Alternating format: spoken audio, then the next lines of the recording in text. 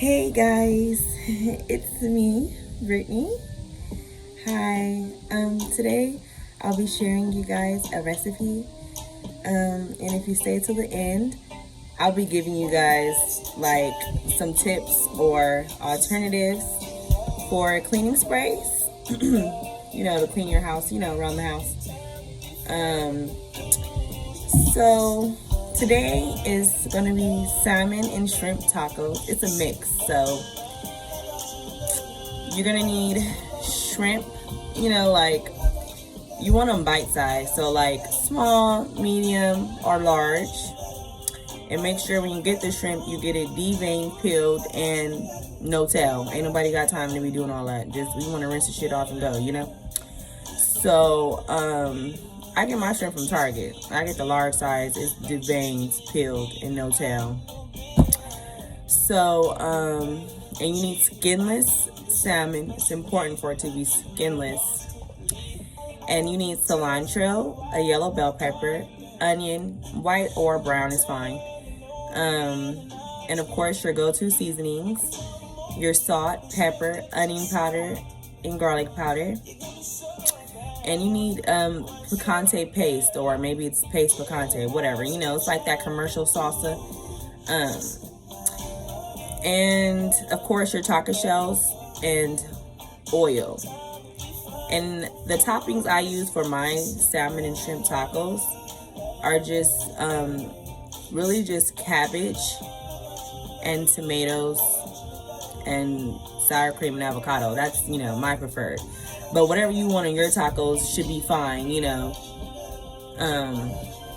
So what I do is,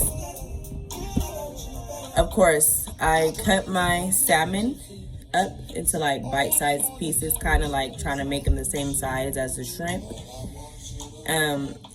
Of course, you rinse your meat off, and when it comes to seafood, keep rinsing the shit. Don't play with this. I don't want no fishy taste on my tacos, like period. So I keep rinsing them so much till I literally, I try my hardest not to feel no slime. Okay, then you cut up your salmon, like I was saying. Try to make it the same size as the shrimp, like bite sizes. I put the shrimp and the salmon in a bowl. I cut up my cilantro. I cut up bell peppers, the yellow bell pepper. However much you like bell pepper, but I put like half in a pan, half of the bell pepper, and I cut it up into little pieces, and cutting up my onion too into little pieces. And I just put the cilantro, the cut up cilantro, cut up bell pepper, and cut up onion in the bowl with my salmon and shrimp, and I massage it all in. Then I season it with my go-to seasonings. The salt, the pepper. I use pink salt, like I told y'all before. I season it with my pink salt, pepper, garlic powder, and onion powder, and I massage it all in. Then I put a little bit of butter in the bottom of a pot, a skillet. When it seems like it's melted and hot, I pour my salmon and shrimp concoction into there, because of course we added the veggies inside the bowl with the salmon and shrimp. And as I'm cooking it like that, I cook it on pretty medium-ish low, because it's seafood and it's not gonna take that long. So after maybe 10 minutes or so of it cooking, when it's basically almost done, I pour the picante paste salsa inside the pan. It's the salsa really gives it the taco flavor, and the cilantro. So it's you really need cilantro in this salsa every time you're making any tacos to make it that taco flavor. People be using the taco seasoning pack, but I feel like that's salty, so I don't use that. I just use the picante paste better, And after you put the salsa in there, the picante paste or paste picante, whatever, it should be done in the next 5 or 10 minutes. It's really done fast because it's salmon and shrimp. They cook for the same amount of time. And then for your taco shells, of course, you want them soft. You could just put it in a plastic bag and heat it up in the microwave really for 10 seconds or so. If you want your shells hard, of course, you put a little oil in the bottom of a skillet and cook it in the oil, flip it until it's to the hardness you like. Shells don't take that long either. And I'll be using the yellow mission shells, but of course you can use whatever shells you want, taco shells, tortilla shells. And when it comes to my toppings, I just cut my cabbage up real small, like bite sizes, along with my tomato. And when it comes to the cabbage, you know, it's like when it's raw, I don't really like it like that. So what I do is I pour like maybe a penny or dime size of oil on my hands, and I massage the oil into the cabbage after I cut it up. And then I just like literally turn on the skillet.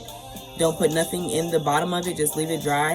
And then I turn on like lowish, and I put my cabbage in there, and I just like stir it up until it gets a little softer. I don't want it to cook really. I just want it to be more flexible on top of my taco. I don't like the shit raw, yeah. So I don't leave it in there for like maybe 2 minutes or so, really. I just really want it to get a little softer, not cook really. So, and I put sour cream and avocado slices on it, and it's fire. I don't even need no cheese. Like, y'all don't understand. Them tacos, please. Okay, so now to the cleaning tip. Your tacos is done. Now to the cleaning tip.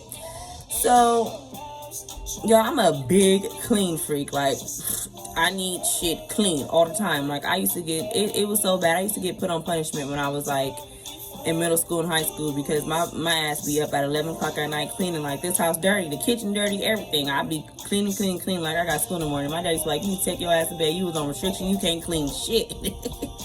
And I used to crush my little heart because I just need to clean. But anyways, so when I go in your house, if your house is super clean, I'm gonna be the first person to say something, period. Like, I could tell just by the air, just by the energy, just by the smell, like, period. So one day I walked into my sister's house, my sister Bridget.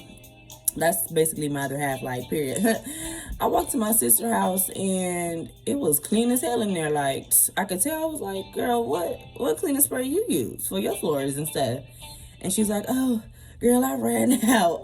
I just put some Dawn liquid, Dawn dishwashing soap, a little at the bottom of my cleaning spray, and I, put some water in there. And I was like, oh, it worked. Your house is clean. At this point, Dawn dishwashing liquid needs to pay my ass. I done to put them in multiple videos. Like, come on now, I'm about to get them sold.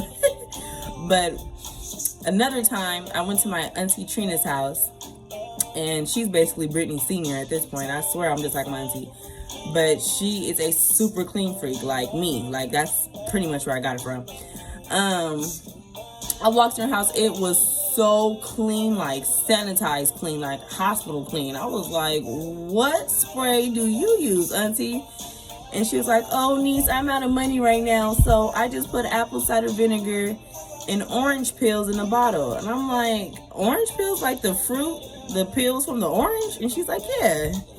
And I'm like, her house was so clean, and it smelled fresh. Like, it don't smell like, you use bleach and shit, like Lysol and all that, and it's like you smell chemicals all the time, right? But with that apple cider vinegar and the fruit orange peels, it smelled real fresh in there. And she was telling me that a lot of people don't like to use the apple cider vinegar and orange peels because they don't like the smell of apple cider vinegar. I liked it though. It smelled fresh to me.